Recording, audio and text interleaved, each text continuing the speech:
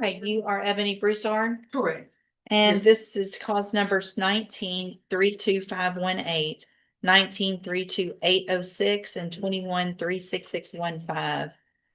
Ms. Broussard is on probation in the 32518 and 32806, was put on probation January 21st of 2020. 10-year deferred probations. One was escape while arrested, and the other was the second-degree assault on a peace officer. And then was placed on probation July 12th of 2021 in the clause number 21-36615 for a 5-year deferred probation for a state jail felony offense of possession of a controlled substance. She was here previously, entered pleas of true to counts 1 through 5 in that motion to revoke in each of the cases. There was no agreement. I received the pre-sentence report update. Have y'all both had an opportunity to review that update? I have, Judge. Are there any additions or corrections or anything on that? Judge, I have just a quick comment. I'd also like to ask Ms. Richard or Ms. Fenton if they have anything for the court. They've been very involved in this case. Anything that's not in the report that you think is important? No, Your Honor, everything that we have in there is very direct and support. All right, thank you. And my only position, Judge, would be that she's obviously been extended almost every opportunity that probation has, every class, every structure, every program, and it would not be the position of the state like it typically is to argue for safety. In fact, I would argue strongly against it. All right, Mr. Kimler. I suppose, Your Honor, in response to that, she has demonstrated an ability to complete the programs, which is reflected in the pre-sentence report that she has been ordered to attend.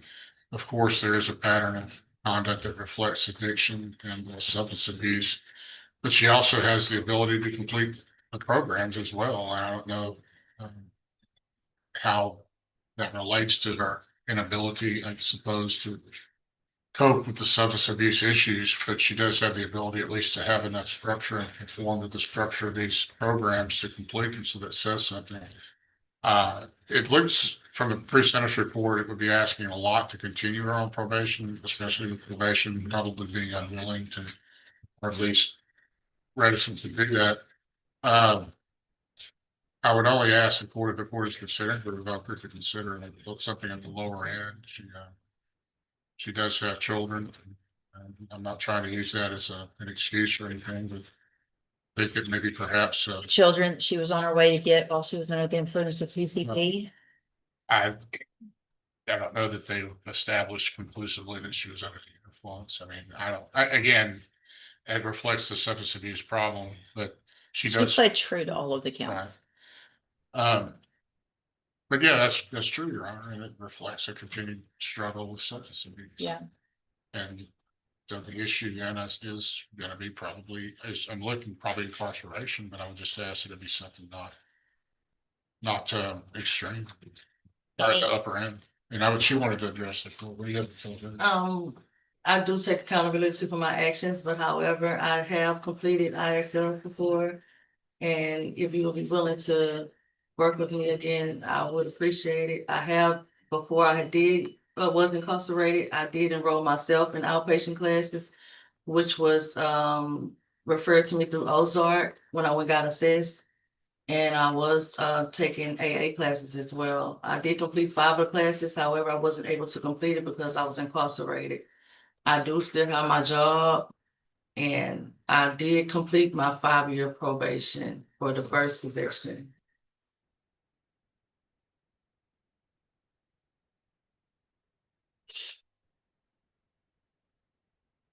And I do pay my. So is the time, it was told, I mean, because of the motion. So yeah, I mean, you did the 5 years, but Yes, it's not over. yes, ma'am. I understand. What is, Ms. Malfino, do you have any position with regard to specifically punishment on these cases?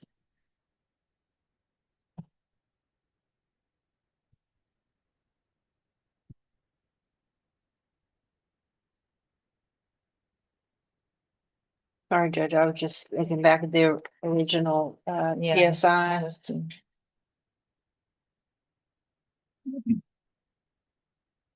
Yeah. I do, thanks. Obviously, the court sees that she doesn't prior to this have any type of felony conviction, Judge, so I'll defer to whatever you think is appropriate, just in the context that they have given her so much of their efforts. So, Ms. Broussard, you've been given the opportunity of, it looks like you went to Franklin North way back in 2017. And then you get on probation. You went through JCDI, but you couldn't complete it because of progressive sanctions for continuing to not follow those rules. Then you went to Franklin North, December 7th of 2020. You were on the drug patch program. You did that. You went to anger management. You went through the moral recognition therapy. You were on the high medium caseload. You've been to ISF. And despite all of that, you're still on 2 probations, one of which you could get 20 years in prison and the other 10. You still haven't figured out how to stop using drugs. And you were in fact in a vehicle going to pick up your young children from daycare under the influence of PCP. Oh, man. However, when I went to Franklin North, it was because I was in a toxic relationship.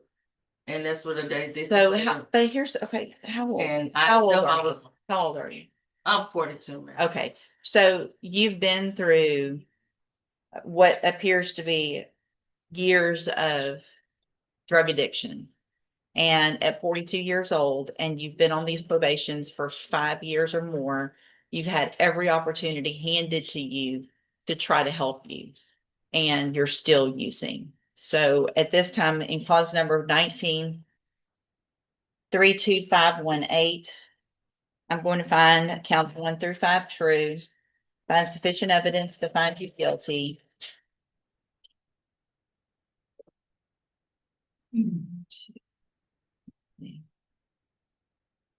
And at this time, find you guilty of escape while arrested, sentence you to a term of 6 years in the institutional division of the Texas Department of Corrections. You will receive credit on that sentence for any time that you've been in custody that the law gives you the right to receive. And cause number 19-32806, find counts 1 through 5 true, find sufficient evidence to find you guilty, and at this time find you guilty of assault on a peace officer. Sentence you to a term of 6 years in the institutional division of the Texas Department of Corrections. You will receive credit on that sentence for the time that you've been in custody that the law gives you the right to receive.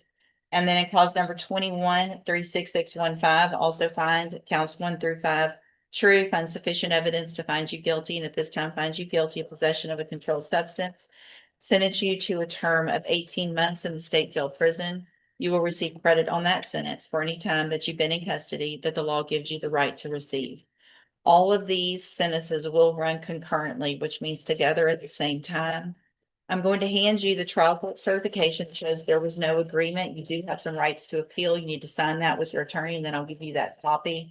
Also, I'm handing you a written admonishment regarding your ineligibility to possess a firearm or ammunition.